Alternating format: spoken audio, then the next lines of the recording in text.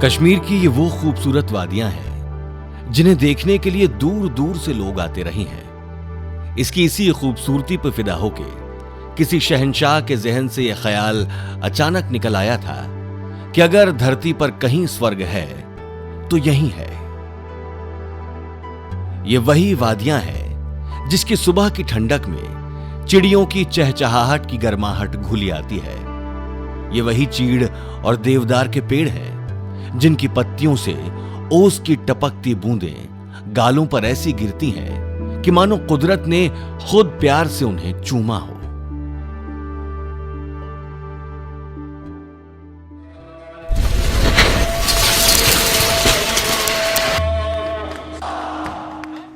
लेकिन हकीकत दिन ब दिन, साल दर साल ऐसी नहीं रही।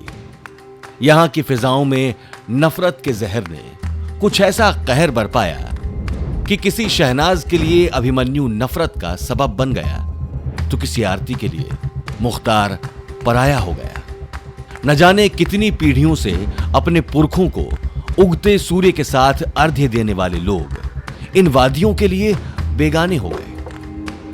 यहां पर रहने वाले ये वो लोग हैं जिन्होंने अपने पुरखों के पसीनों से सींची गई इस कश्मीर की वादी को खून से बेरंग होते देखा तो कई दिलों ने खुद को रिफ्यूजी में बदलने और ढलने के बाद धड़कना ही बंद कर दिया। रिफ्यूजी कैंप की यह दास्तान घाटी में रहने वाले उस हर शख्स की कहानी है जिसने कश्मीर की खूबसूरत वादियों में नफरत की धुंध को फैलते देखा है। और यह महज कहानी भर नहीं है, ये वो लोग हैं जो कश्मीर की बिखर और बिसर चुकी विरासत और संस्कृति से रूबरू कराते एक जीते जागते दस्तावेज हैं। वादियों की बेपनाह मोहब्बत के बीच भाई भाई की तरह रहते ये लोग कब नफरतों के शिकार हो गए पता ही नहीं चला। हम क्या चाहते? आजादी! आजादी का मतलब क्या?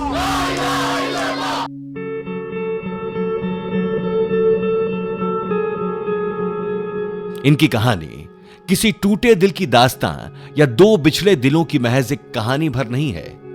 यह जज्बातों का वो समंदर है जो अपनी विरासत, अपनी संस्कृति, अपनी सभ्यता और सबसे बढ़कर अपनी माटी से बिछड़ने और उससे मिलने की तड़प का सूनापन लिए जहन के किनारों से टकराता रहता है।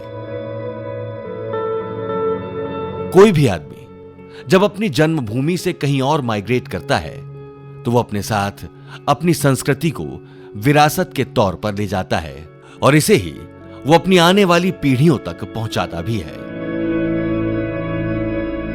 लेकिन कश्मीर से जबरदस्ती विस्थापित कर दिए गए कश्मीरी पंडितों की संस्कृति तो वहीं रह गई।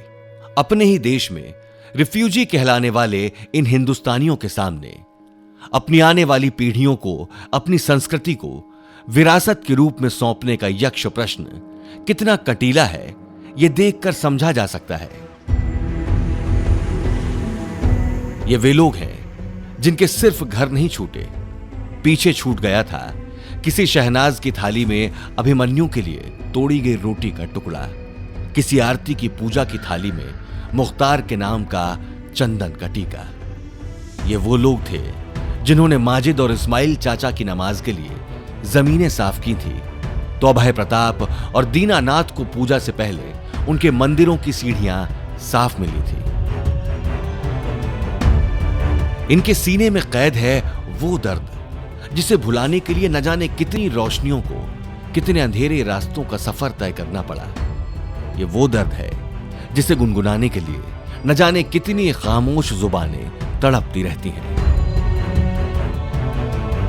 रिफ्यूजी कैंप में वो हर नौजवान जिसने अपने जीवन के लिए एक सुंदर भविष्य की कल्पना की थी, कहीं अंधेरे कोनों में पड़ा महज एक कहानी बनकर रह गया है। और ये कहानी उस हर नौजवान की कहानी है जिसने केसर की खुशबू में गूंजती कश्मीर की घाटी को वरव रोलिव, गालिब या चेलिव के नारों में बदलते देखा, जिसने वादी के कई खुशनुमा मौसमों को दहला देने वाली काली रातों में बर्फ की चादरों को लाल होते देखा।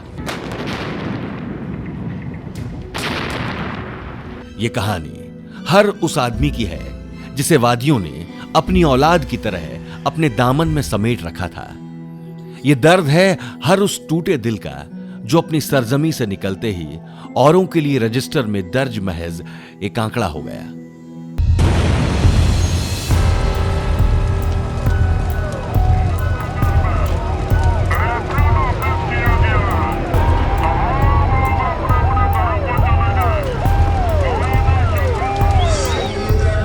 यह कहानी है उस इस्लाम की जिसे पाकिस्तान में कहवे की गर्म चुस्कियों के साथ मौसीकी में पेश किया जाता है और वादी में बंदूक से निकलने वाली गोलियों की शक्ल में।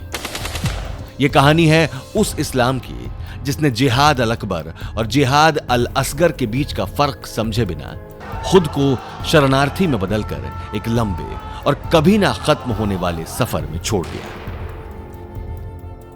अपने घरों और पुरखों के साए से दूर रिफ्यूजी कैंप में रहने वाला हर एक कश्मीरी पंडित सरकार के चेहरे पर एक करारा तमाचा भी है कि कैसे एक भारतीय अपने ही देश में रिफ्यूजी हो गया। उसके चेहरे से उसकी कश्मीरियत की पहचान मिटा दी गई। कैसे उसकी आंखों के नीले कत्थई रंग की रौनक की जगह दहशत से भरे सुर्ख लाल रंग ने ले ली।